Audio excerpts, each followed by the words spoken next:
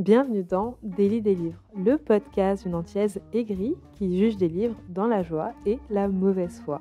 Je ne sais pas si tu as déjà entendu parler de Numéro 2 de David Fuenquinos, mais je trouve l'idée de cet auteur vraiment géniale. Il a réussi à faire tout un roman dont le point de départ est Harry Potter, mais c'est pas non plus vraiment Harry Potter le point de départ, parce qu'il parle de tout ce qui se passe à côté, de ce qu'on voit pas, et je dirais même de ce à quoi j'avais jamais pensé. Donc Numéro 2, c'est l'histoire de Martin, un petit bébou de 10 ans, qui va découvrir le phénomène Harry Potter à la fin des années 90, comme beaucoup d'entre nous.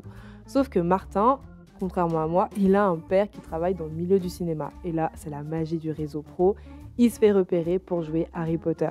C'est le début d'un rêve, il se voit superstar, ses parents y croient, vraiment, tout le monde est à fond dedans. Sauf que toi et moi, on sait que son rêve, là, ça marche pas, parce que Harry Potter, il est joué par Daniel Radcliffe et non par Martin Hills. Donc Numéro 2, c'est pas l'histoire d'un rêve, mais c'est plutôt l'histoire d'un échec.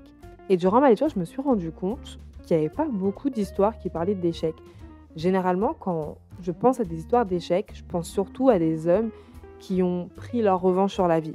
Donc à la fin, tout le monde les envie, tout le monde les acclame, ils sont super millionnaires. Enfin, vraiment, c'est des histoires de revanche sur la vie, c'est pas des histoires d'échecs.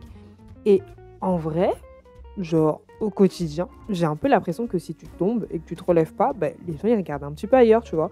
Enfin, je sais que moi, j'ai tendance à pas trop aimer voir les gens échouer, parce que je trouve ça gênant.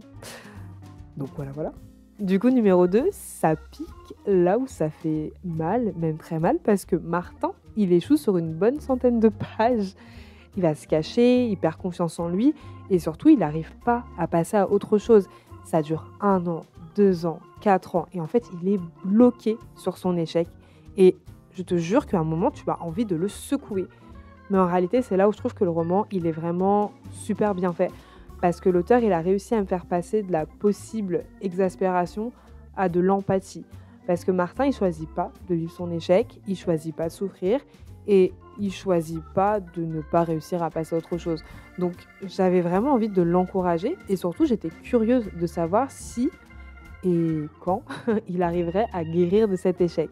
Bref, Numéro 2, c'est un roman qui m'a chamboulée. On nous présente un personnage dans une situation qu'on n'a pas envie de vivre, qu'on n'a pas forcément envie de voir non plus. Et même si l'histoire, à certains moments, elle a semblé stagner, je trouve que ces temps lents étaient nécessaires pour montrer que parfois, guérir, ça prend du temps et que c'est OK.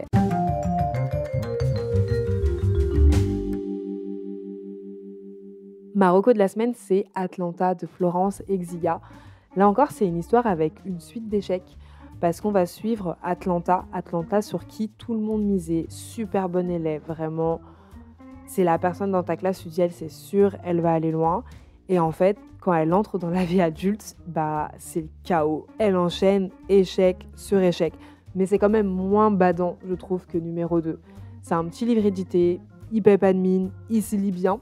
Et ma foi, vu que le mois d'avril nous offre que de la pluie, je trouve que c'est un bon livre pour passer l'après-midi.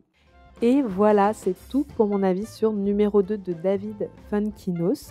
Et on se retrouve pas la semaine prochaine, car je serai en vacances sous les cocotiers, mais dans 2 semaines, on se retrouve pour parler du passage à l'âge adulte d'un groupe de filles. J'espère que mon retour t'aura permis de découvrir ta prochaine lecture, ou mieux, de t'éviter de perdre ton temps avec un livre qui ne te plairait pas. Et si tu lis par procuration, j'espère que tu auras passé un bon moment en ma compagnie.